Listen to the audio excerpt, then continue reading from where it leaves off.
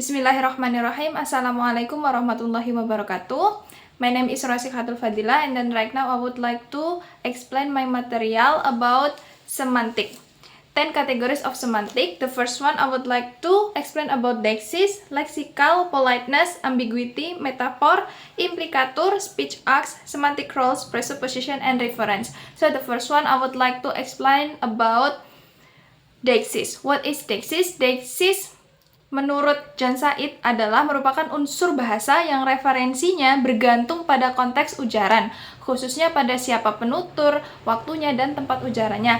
Jadi saya mengambil 3 deixis di sini. Yang pertama adalah deixis spasial, deixis persona, dan deixis temporal. Yang pertama adalah deixis spasial. Jadi di sini ada chat group yang saya ambil di tanggal 1 Desember 2024, di mana Azlin bercanda kepada Suci. Kata-katanya adalah, info Ci, cowok di sana manis-manis, mau satu, hahaha, katanya gitu.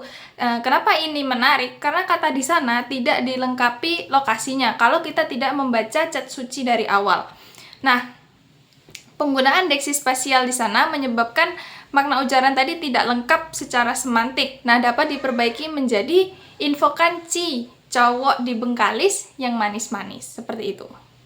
Kemudian yang kedua adalah deixis persona ataupun deixis yang merujuk pada sesuatu, dia, mereka, kamu, atau itu. Nah, di sini saya mengambil dari chat WhatsApp dengan Indi, di mana saya mengomentari statusnya Ea si Kunyu. Kunyu itu merupakan hewan peliharaan dari si Indri. Dia bilang mati dia. Innalillahi, saya bilang seperti itu. Nah, kenapa di sini menjadi menarik? Karena istilah mati dia, jika seseorang itu tidak membaca kalimat awalnya, entah siapa yang mati, seperti itu. Dan itu menyebabkan makna ujaran menjadi tidak lengkap secara semantik. Dan hal tersebut dapat diperbaiki dengan hamsterku mati, bukan mati dia lagi. Nah, yang ketiga adalah deixis temporal, di mana saya mengambil chat saya dengan Rena tanggal 13 November 2025. Di sana saya mengatakan, ayo besok ke pasar, seperti itu. Tapi kenapa ini menarik? Karena besok itu tidak diikuti oleh waktu yang spesifik, entah besok kapan dan jam berapanya, seperti itu. Karena hal itu, pendengar ataupun Rena tidak bisa mengerti jam berapa saya akan berangkat ke sana. Nah, kata-kata itu bisa diperbaiki menjadi, besok Kamis jam 9.00 pagi aku ke kosmu ya, seperti itu. Yang selanjutnya saya akan menjelaskan tentang leksikal. Di sini saya akan menjelaskan tentang leksikal polisemi, leksikal homonimi, dan leksikal sinonimi. Di mana leksikal itu artinya adalah satu bentuk leksikal lebih dari satu makna. Itu adalah contoh yang dari polisemi. Contohnya adalah ada di chat group. Ketika si Suci mengatakan bahwasanya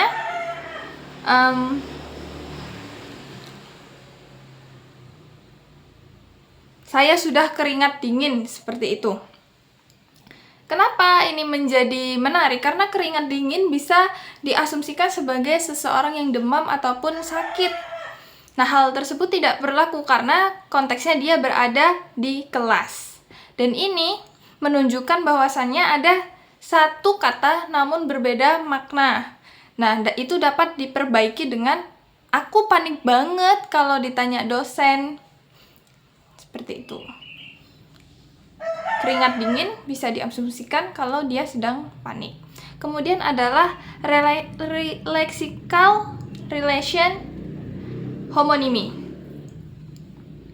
dimana menurut Said adalah homonimi terjadi ketika dua atau lebih kata memiliki bentuk yang sama secara fonologis atau ortografis, tetapi memiliki makna yang tidak saling berhubungan. Ini saya mengambil dari chat group, di mana saya mengatakan, aku tidak bisa, adikku datang nanti sore, seperti itu. Kata tidak bisa itu bisa merujuk kepada bisa racun. Nah, di sini konteksnya ketika seseorang itu tidak mengetahui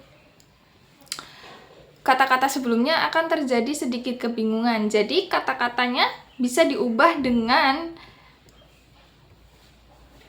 saya tidak sanggup, atau saya tidak dapat, atau saya tidak mampu untuk keluar main hari ini. Jadi bisa itu tidak menunjuk kepada bisa ular ataupun racun. Untuk yang selanjutnya adalah kategori lexical relation synonymy, di mana menurut Said adalah hubungan semantik antara dua atau lebih kata yang memiliki makna yang sama ataupun mirip. Di sini saya mengambil dari chat grup dari pondok pesantren, di mana ibu itu bilang semoga lekas membaik. Nah, kata lekas ini sebenarnya sudah sangat baik sekali karena itu lebih halus daripada semoga cepat membaik. Namun ini bisa dapat ditambahi kata-katanya karena dalam konteks pesantren ditambahi dengan kata-kata empati seperti semoga lekas membaik dan diberi ketabahan menghadapi ujian dari Allah. Kemudian yang ketujuh ataupun yang ketujuh dari contoh di sini dan yang ketiga dari kategorinya adalah politeness. Jadi politeness itu ada dua, yang pertama ada politeness positif dan politeness negatif. Politeness positif adalah strategi kesantunan yang digunakan penutur untuk menunjukkan keakraban, solidaritas, dan kesamaan identitas sosial dengan lawan tutur. Yang saya ambil di sini adalah chat saya dengan chatnya Rena, yaitu semangat ya Mbak, kata dia seperti itu. Tapi di sini dia tidak memberitahu kenapa semangatnya itu untuk apa, semangatnya itu untuk konteks yang seperti apa. Jadi bisa diperbaiki dengan semangat ya Mbak, pasti bisa lewatin hari-hari yang berat dan sibuk ini. Dan yang selanjutnya adalah negative politeness, di mana kata teori Said adalah strategi kesantunan yang digunakan untuk menghormati kebebasan dan ruang pribadi lawan tutur. Biasanya ini adalah ada kasta yang berbeda di antara orang-orangnya. Saya mengambil chat saya dengan Pak Kos, di mana saya meminta maaf dulu. Maaf Pak, apakah saya boleh meminta tolong seperti itu? Karena saya boleh meminta tolong. Kata boleh di sini ataupun maaf di situ yang sering saya gunakan kepada Bapak Kos merupakan tindakan memperhalus untuk tidak mengganggu beliau ataupun ketidaknyamanan beliau karena saya sedang tidak berada di kos. Nah, hal tersebut bisa diperbaiki dengan kata-kata yang lebih halus. Contohnya adalah Assalamualaikum Pak, maaf saya ingin meminta tolong. Paket saya sudah datang tetapi saya belum pulang. Apakah belum pulang ke kos? Apakah paket tersebut bisa dititipkan sementara di rumah Bapak jika tidak keberatan? Seperti itu. Nah, jadi kalau perbedaan positif dan negatif itu tergantung pada keinginan kita. Kalau positif itu biasanya untuk orang ekstrovert yang menginginkan kita dekat dengan seseorang ataupun stratanya sama. Kalau negatif politeness itu ketika kita tidak ingin mengganggu space-nya seseorang seperti itu, dan biasanya oleh strata yang lebih tinggi. Kemudian yang selanjutnya adalah tentang ambiguity. Yang pertama di sini ada ambiguity lexical, di mana saya mengambil dari konten Instagram antara percakapan orang Padang dengan orang Medan, di mana orang Medan kata bujang itu merupakan sesuatu yang pengumpatan, bujanglah kau, tapi dibalas sama orang Padang di mana bujang itu merupakan pemuda yang belum menikah. Dia menjawabnya bujang, memang bujang aku gitu. Jadi sebenarnya ini adalah ketidaksengajaan yang malah membuat situasi tidak memanas seperti itu. Seharusnya ketika mereka mengetahui bahasa satu sama lain, itu akan menjadi problem. Nah, di sini tidak ada perbaikan menurut saya, karena ketika seseorang itu mengerti bahasanya, saling mengerti, malah terjadi baku hantam. Tetapi ketika tidak, malah biasa saja dan menimbulkan humor di situ. Nah, menurut saya di sini termasuk ambiguitas leksikal ketika bentuk kata memiliki lebih dari satu makna yang berbeda. Makna yang dimaksud hanya dapat ditentukan melalui konteks penggunaan kata tersebut. Berbeda satu kata namun berbeda arti di berbagai bahasa. Contoh yang selanjutnya adalah ambiguity struktural. Ambiguity struktural adalah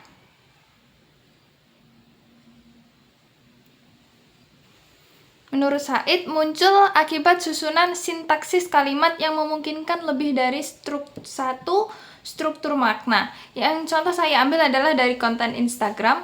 Psikolog ini cerita kalau dia kedatangan 2 orang klien yang mengalami distress karena pemerintah.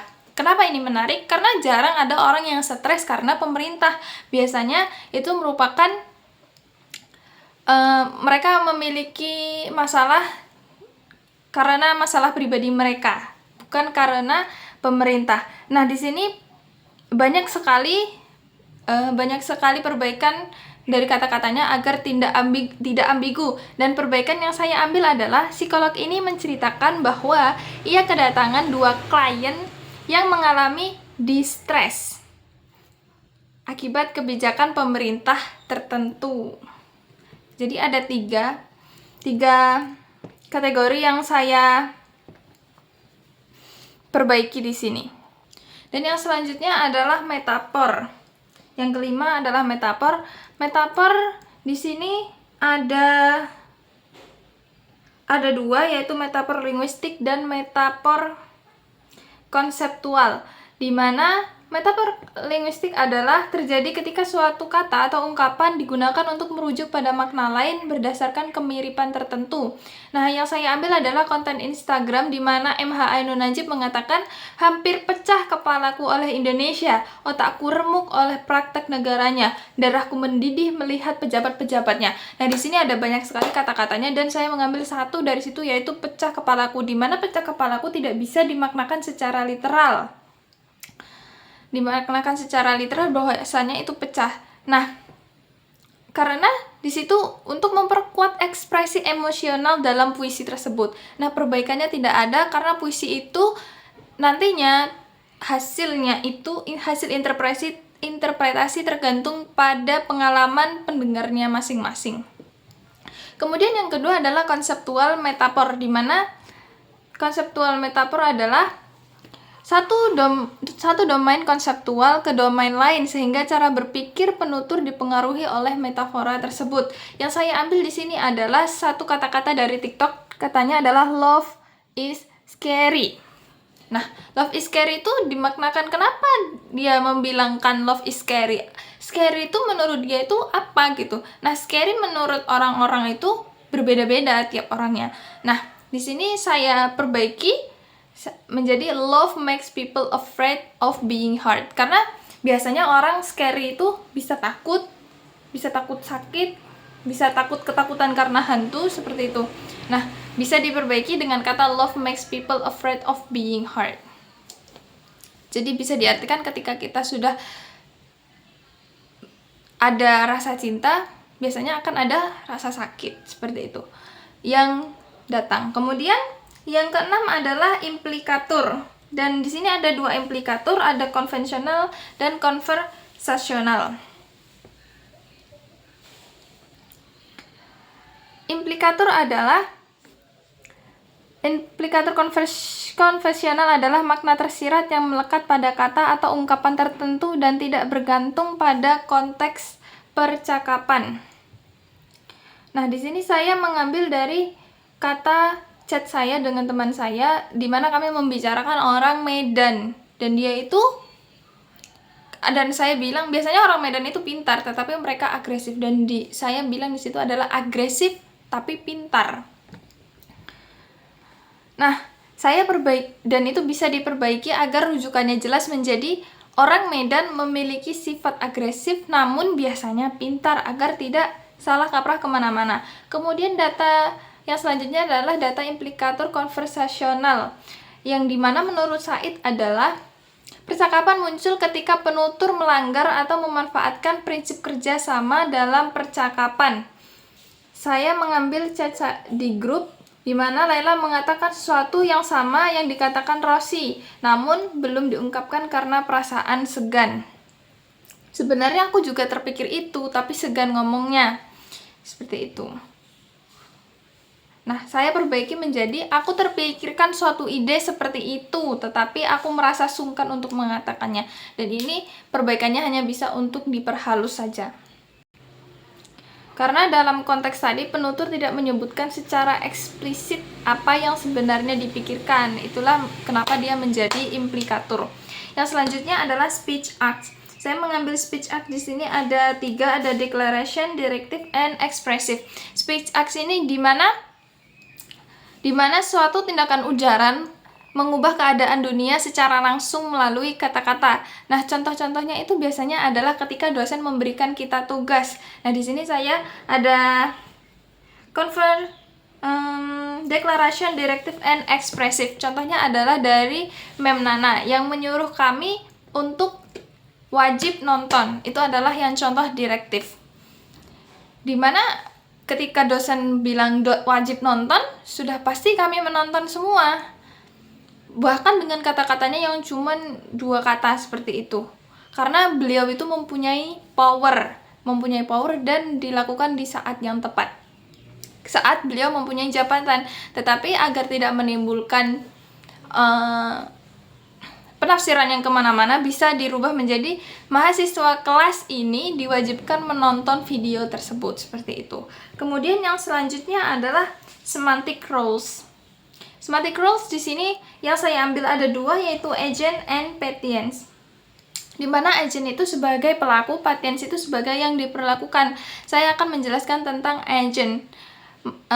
Semantic roles agent. Menurut Said, agent adalah entitas yang melakukan aksi atau inisiasi tindakan dalam kalimat.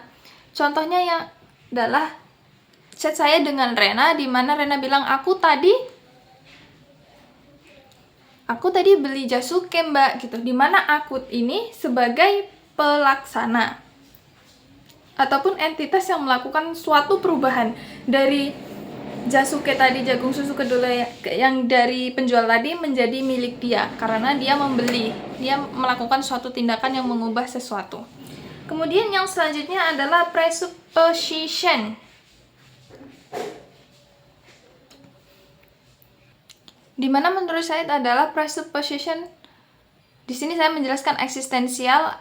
Presupposition eksistensial adalah asumsi bahwa entitas yang disebut dalam tuturan itu benar-benar ada. Nah, presupposition yang saya ambil ada 3, eksistensial, faktif, dan non-faktif.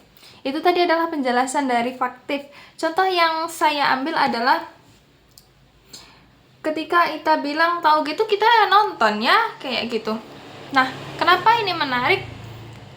Karena Rosi dengan Ita itu salah melihat tanggal pengumpulan tugas esai, di mana mereka menjadikannya menunda waktu mereka untuk bermain.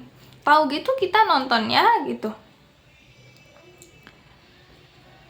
Nah, ini nih mempertegas kebenaran informasi dan mempengaruhi interpretasi pendengar. Jadi bisa diperbaiki dengan kalau saja kita tahu jadwal pengumpulan esai itu bukan malam ini, seharusnya kita udah bisa pergi main keluar, nonton bioskop, seharusnya seperti itu. Kemudian yang selanjutnya adalah reference.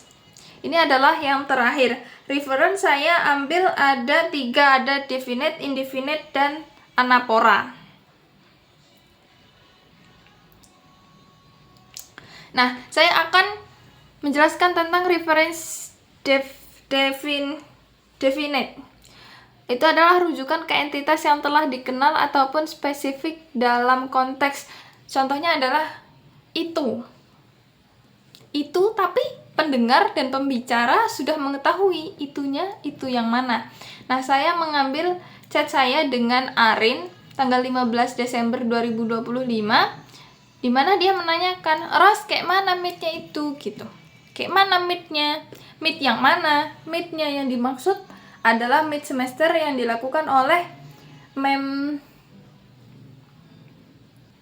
Aisyah, di mana kelas kami berbeda, namun dosen kami sama, sehingga dia menanyakan meet-nya itu pada saya. Gimana meet-nya yang tadi barusan dilakukan?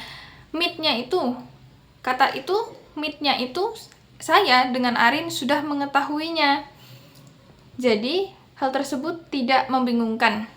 Atau kalau mau orang luar itu bisa tahu percakapan itu, bisa diganti dengan, Rosi, bagaimana soal mid semester mata kuliah asesmen dari dosen kita? Nah, seperti itu. Baik, itu adalah 10 kategori semantik yang bisa saya jelaskan. Semoga mendapatkan hasil yang maksimal. Terima kasih, Mem Riza Amelia. Wassalamualaikum warahmatullahi wabarakatuh.